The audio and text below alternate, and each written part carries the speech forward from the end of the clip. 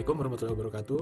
Baik, kami dari kelompok 4 izin mengenalkan para anggotanya ada Diva Pratiwi dengan NIM 3 digit terakhir 152 dan ada Kalesta Cesadelia Farelin 3 digit terakhir 102, ada Afra Aulia Maharani dengan NIM 3 digit terakhir 125, saya sendiri Bagas Satria Gunawan dengan 3 digit NIM terakhir 086 dan Zevan Satrio Palevi 3 digit NIM terakhir 117. Di sini kami akan presentasikan tentang instrumen alat Surface Area Analyzer. SAA, yaitu Surface Area Analyzer, adalah instrumen laboratorium untuk mengukur luas permukaan spesifik, volume pori, dan distribusi pori material padat dengan prinsip absorpsi gas, biasanya menggunakan gas nitrogen pada suhu dan tekanan tertentu. Menggunakan metode seperti BET, alat ini penting untuk karakterisasi material seperti katalis, karbon aktif, dan absorben dengan menganalisis seberapa banyak gas yang diserap sampel setelah proses penghilangan gas permukaan. Untuk prinsip kerjanya sendiri, alat ini prinsip kerjanya menggunakan mekanisme absorpsi gas, umumnya nitrogen, argon. Nah, pada permukaan suatu bahan padat yang akan dikarakterisasi digunakan pada suhu konstan, biasanya suhu didih dari gas yang digunakan tersebut. Alat tersebut pada dasarnya hanya mengukur jumlah gas yang dapat diserap oleh suatu permukaan padatan pada tekanan dan suhu tertentu. Cara sederhana, jika kita mengetahui beberapa volume gas spesifik yang dapat diserap oleh suatu permukaan padatan pada suhu dan tekanan tertentu, dan kita mengetahui secara teoritis luas permukaan dari suatu molekul gas yang diserap, maka luas permukaan total padatan tersebut dapat dihitung. Berikut adalah komponen instrumen untuk SAA, yaitu ada control screen, berfungsi sebagai panel kendali untuk mengatur parameter analisis seperti waktu degassing, suhu, pemanasan, aliran gas, dan lain-lain. Yang kedua yaitu degassing temperatur, berfungsi untuk mengatur dan menampilkan suhu degassing sampel. Ketiga yaitu gas flow meter, berfungsi mengukur dan mengontrol laju aliran gas. Yang keempat, gas position, merupakan posisi atau pot tempat tabung sampel dipasang. Pada bagian ini terjadi proses absorpsi dan desorpsi pada gas permukaan sampel. Yang kelima yaitu heating furnace, berfungsi memanaskan sampel selama proses degassing. Lalu yang keenam, liquid nitrogen cup, berfungsi sebagai dudukan untuk wadah nitrogen cair. Yang ketujuh, liquid nitrogen cup, berfungsi sebagai media pendingin kriogenik.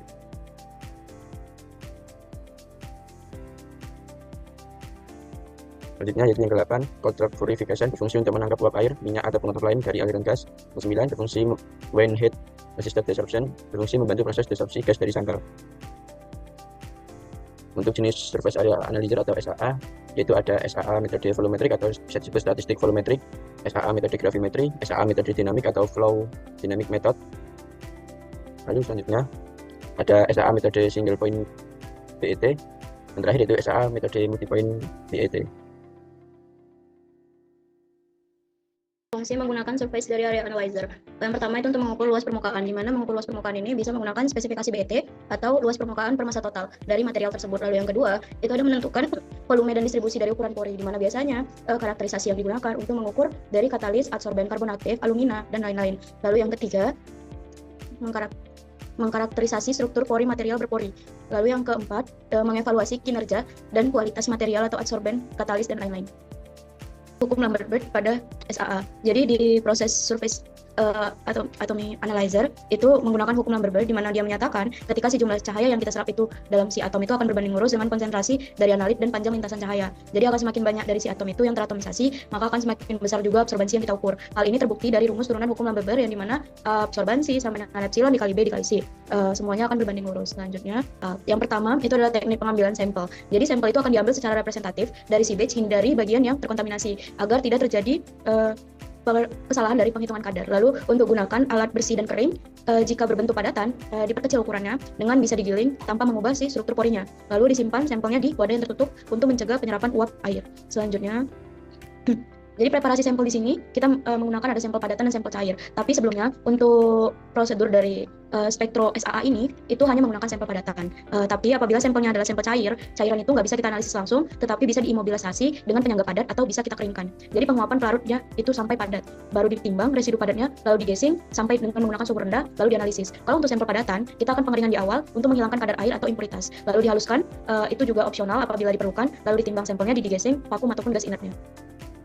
Sisi yang ketiga, persiapan instrumen SSA. Yang pertama, dinyalakan instrumen dan dilakukan pemanasan awal terlebih dahulu. Kemudian pada gas adsorbat yang umumnya menggunakan nitrogen dipastikan terpasang dengan baik, dicek agar tidak terjadi kebocoran. Lalu pada kondisi pengukuran diatur yang meliputi suhu dan tekanan sesuai dengan metode BET yang digunakan.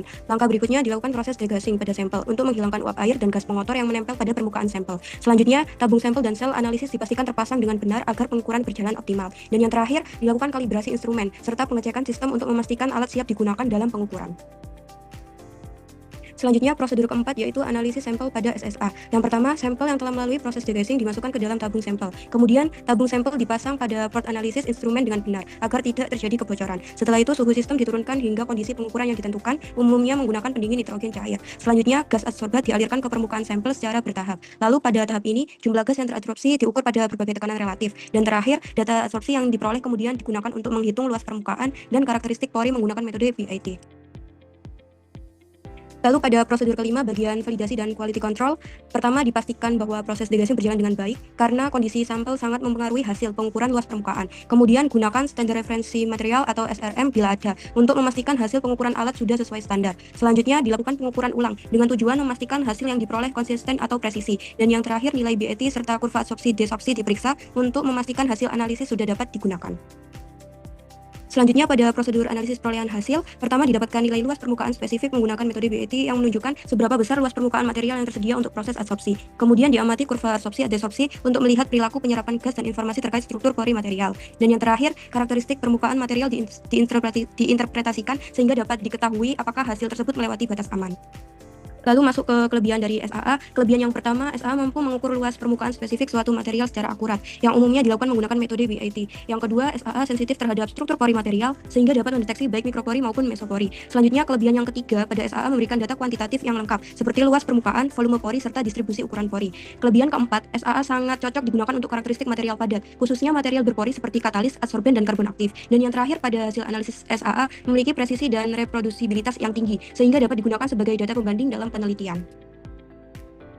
Lalu pada keterbatasan SAA, keterbatasan yang pertama, SAA hanya dapat digunakan untuk sampel padat dan berpori, sehingga tidak cocok untuk sampel cair atau gas. Yang kedua, analisis menggunakan SAA memerlukan preparasi sampel yang teliti, terutama pada tahap degassing karena kondisi sampel sangat mempengaruhi hasil pengukuran. Selanjutnya, keterbatasan yang ketiga, waktu analisis relatif lebih lama, khususnya untuk material dengan struktur pori yang kompleks. Kemudian hasil analisis SAA sensitif terhadap kondisi pengukuran, seperti pada suhu, tekanan, dan jenis gas yang digunakan. Lalu SAA juga kurang optimal untuk material non-pori atau yang memiliki luas permukaan sangat kecil, dikarenakan akurasi pengukurannya menjadi lebih rendah. Dan yang terakhir, biaya instrumen dan perawatannya yang relatif tinggi.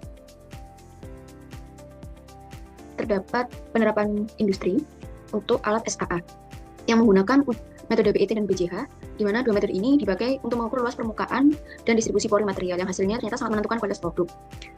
Berdasarkan beberapa industri dapat diterapkan seperti yang pertama ada farmasi, di mana analisis serbu obat dan tablet berpori menggunakan BIT dan BJH, luas permukaan mempengaruhi kecepatan obat larut, bioavailabilitas dan stabilitasnya.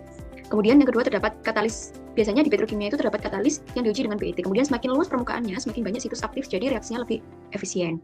Kemudian pada industri air minum dan pengolahan air. Untuk air minum, karbon aktif dan membran diuji dengan BIT dan BJH juga, di mana hasilnya digunakan untuk desain sistem filtrasi yang bisa menyerap kontaminan lebih efektif. Kemudian industri minyak dan gas. Pada minyak dan gas, BIT digunakan untuk optimasi katalis hidrodesulfurisasi. Tujuannya untuk proses rafineri lebih efisien dan bahan bakar lebih bersih. Kemudian lingkungan dan limbah. Pada bidang lingkungan, adsorben polutan dan filter diuji menggunakan BIT dan BJH. Nah, ini penting untuk evaluasi kemampuan menyerap polutan dan membuat material ramah lingkungan. Kemudian terdapat pangan dan minuman, di mana contohnya bubuk susu atau kopi instan. BIT itu menunjukkan luas permukaan yang mempengaruhi kelarutan, tekstur, dan stabilitas produk. Kemudian industri pertambangan dan metalurgi. Seperti serbuk logam diuji dengan BIT, luas permukaan menentukan aktivitas serbuk, jadi proses ekstraksi dan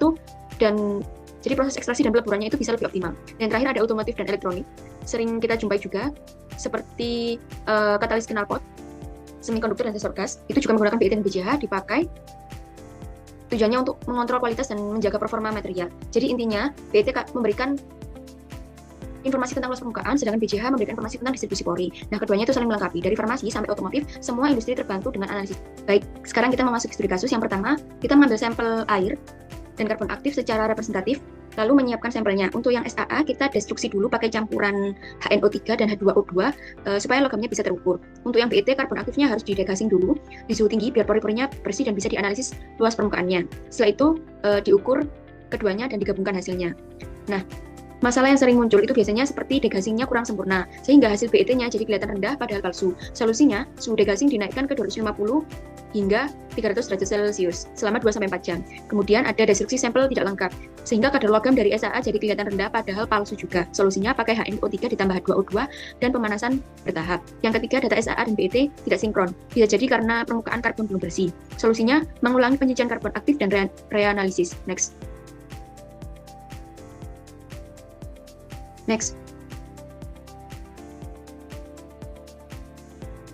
Setelah semua dibagi, kita mendapatkan hasil dari SAA, PB-nya itu 0,12 mg per liter dan CD-nya 0,03 mg per liter. Nah, hal ini sudah melewati ambang baku mutu. Nah, dari BET-nya, luas permukaan karbon aktif turun drastis dari 900 meter persegi per gram jadi 520 meter persegi per gram, yang menunjukkan pori-porinya tersumbat. Jadi, SAA memberitahu kita bahwa seberapa banyak logam yang menyangkut di karbon aktif, sedangkan BET memberikan gambaran kondisi fisik permukaan dan porinya. Kalau logamnya tinggi dan luas permukaannya turun, berarti karbon aktifnya sudah clogging alias tersumbat logam. Sekian yang bisa kami sampaikan, mohon maaf. Apabila ada kurang kata yang kurang berkenan, kami ucapkan terima kasih. Wassalamualaikum warahmatullahi wabarakatuh.